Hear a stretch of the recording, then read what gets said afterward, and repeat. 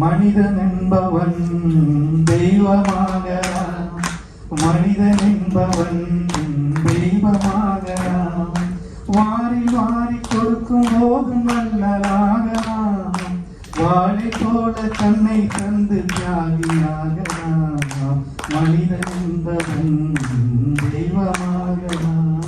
Thank you so much. மனிதன் என்பவன் தெய்வமாகிறது எப்படி அப்படிங்கிறது பார்க்கலாம்.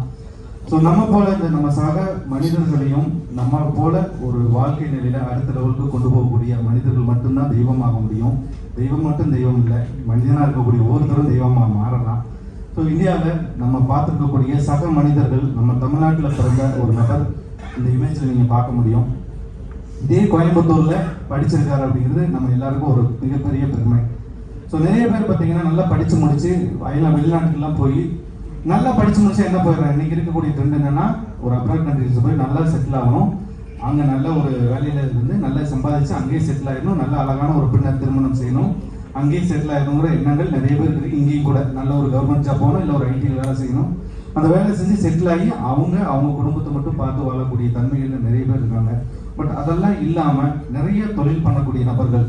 இவர் பேர் பத்மபூஷன் சிவநாடார், உங்களுக்கு எல்லாருக்கும் தெரிஞ்ச நபர். இன்னைக்கு படிச்சுட்டு அவர் அமெரிக்காவை போல அழகா ஒரு வேலையை செஞ்சு அவர் ஃபேமிலியை மட்டும் டெவலப் பண்ணிருக்கலாம். பட் இன்னைக்கு நம்ம கண்ட்ரிக்கே கிடைச்சிருக்கக்கூடிய மிகப்பெரிய ஒரு ஐகானிக்.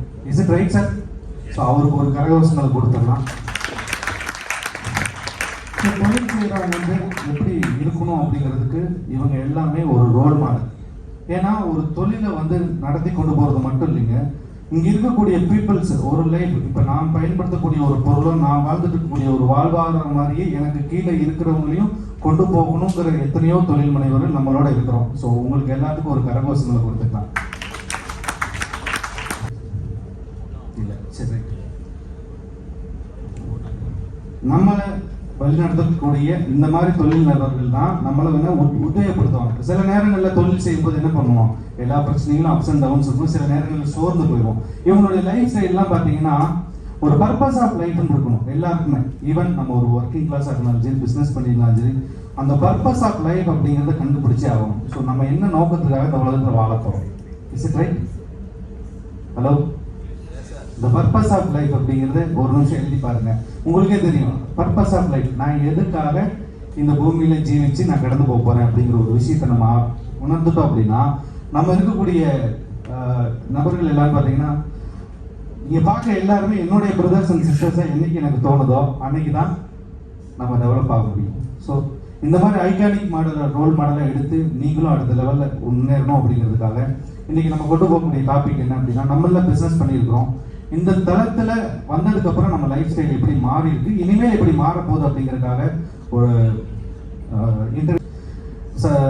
சிவநாடனை பொறுத்தளவுக்கு நீங்க எத்தனையோ பில்லியன் சம்பாதிச்சாங்க. இந்த ஹையஸ்ட் டோனர் ஆஃப் இந்தியா இன்னைக்கு வந்து அவர் தான். வந்து நான் பாட்டினேன் இல்லையா, மனிதன் என்பவன் தெய்வமாகலாம், இப்படி வாரி வாரி கொடுக்கும்போது இன்னைக்கு சொன்னார், எம்ஜிஆர் சொன்னார், அவர் எவ்வளவு விஷயங்கள் கொடுத்துருக்காரு. இன்னைக்கு மறைந்த கேப்டன் விஜயகாந்த் அவரும் என்ன, ஒரு நம்ம இல்லாததுக்கு அப்புறம் ஒரு 10 பேர் பேசணும் இல்லையா, அதுதான் லைஃப், அதுதான் சாட்டிஸ்ஃபேக்ஷன். மற்ற ஒண்ணுமே கிடையாது.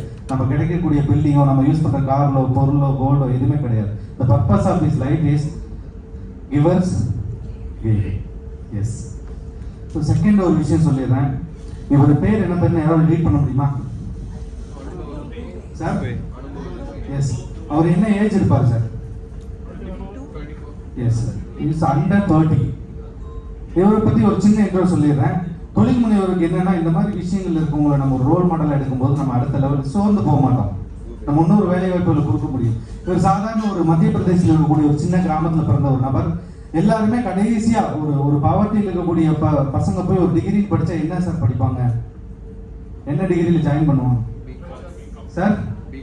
S, the same. ஏன்னா ஃபீஸ் கட்டக்கூடிய சூழ்நிலைகள் எத்தனையோ குடும்பங்கள் இல்லாம கடைசியில் இன்ஜினியரிங் முடியாம, டாக்டர் முடியாம, கடைசியில் அவங்க அப்பா கூட சேர்ந்த degree BCom is the first graduate of the rural area. அங்க வில்லேஜ்ல இவர் தான் ஃபர்ஸ்ட் கிராஜுவேட்டுங்க. இவரை பத்தி நீங்க கூகுள் பண்ணலாம், தெரிஞ்சா நீங்க பாருங்க. இவருடைய நிறுவனத்தோட பேர் சாய் சுட்டா பார். எத்தனை பேர் தெரியுங்க சாய் சுட்டா பார்? எஸ். ஸோ பெரிய பிரான்சைஸ் 2016 ஆரம்பிச்ச இன்னைக்கு ஒரு நிறுவனம் ஒரு 400 அவுட்லெட்டோட பல்வேறு விதம், கிட்டத்தட்ட எனக்கு நேரடியாக மட்டும் ஒரு 2000 பேர் அவர்கிட்ட வேலை வாய்ப்புகளை உருவாக்கி கொடுத்துருப்பார் சார்.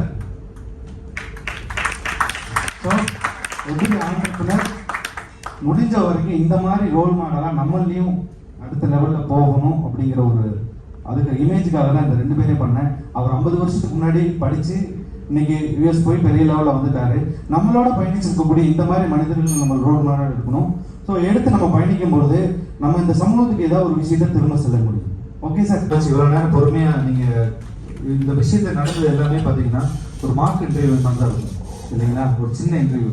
ஆனால் அப்படி கிடையாது. இன்னும் ஒரு 5 வருஷம் 10 வருஷத்துல இங்கே இருக்கக்கூடிய யாரோ ஒருத்தர் இந்த அனுபவ தூபை மாதிரியோ அல்லது இன்னும் ஒரு 25 வருஷம் 30 வருஷம் கழிச்சு சிவநாடார் மாதிரியோ மாறுறதுக்கான வாய்ப்புகள் இருக்கு.